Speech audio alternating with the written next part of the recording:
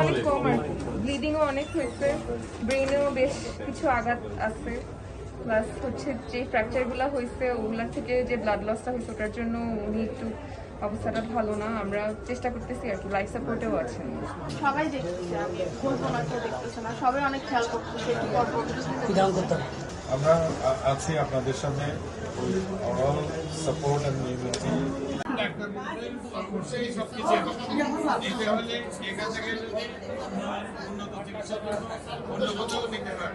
তাহলে সেটা অনেক ধন্যবাদ দিচ্ছি ডাক্তারদেরকে শুরু করে তারা ইন্টেনসিভ কেয়ার করছে তাদের রোগীদের ব্যাপারে।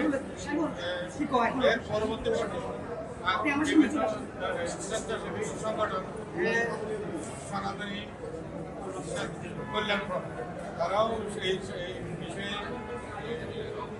রক্ত দেওয়া থেকে শুরু করে সার্বিক সহযোগিতা দিচ্ছে।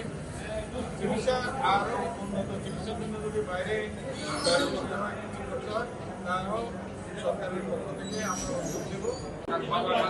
মারা গেছে, এটাই সবচেয়ে ট্র্যাজেডিক। এবং আমাদের এখানে যারা স্বেচ্ছাসেবকরা আছে, এখানে সুরক্ষীয় ওয়ার এবং আপনি কালকে থেকে তারা কষ্ট করছে, তাদেরকে ধন্যবাদ জানাচ্ছি। তারা কালকে থেকে তাদের জন্য আছে এবং এই বাচ্চাটা আসলে এখন গ্রাজুয়ালি ইমপ্রুভ করছে। কারণ 10 ছিল, GCSS স্কোর এখন 11-তে গেছে। এটা যখন 15-16 দিকে যাবে আমরা মনে করতে পারবো যে এটা রিস্ক ফ্রি হচ্ছে, এখনো কিন্তু রিস্ক ফ্রি না।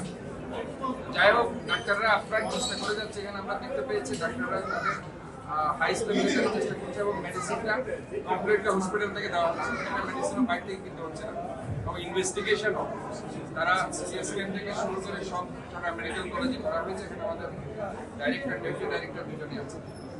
তো যাই হোক, আমরা যেটা বলতে চাই সেটা হচ্ছে আমরা সর্বোচ্চ আমাদের বাচ্চাদের ব্যাপারে যেটা আর্থিক, মানবিক এবং সব সাহায্যগুলো আমরা দেওয়ার জন্য আমাদের চট্টগ্রামের দায়িত্বপ্রাপ্ত ফারুক আজম সাহেব উনি তাৎক্ষণিক কালকে ভিজিট করেছেন এবং আজকে এখানে ওনাদের দেখার জন্য এসেছেন।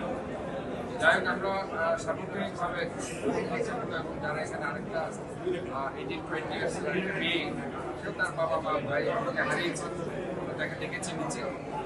সব মিলিয়ে আমরা অবশ্যই বদ্ধপরিকর সর্বোচ্চ চিকিৎসা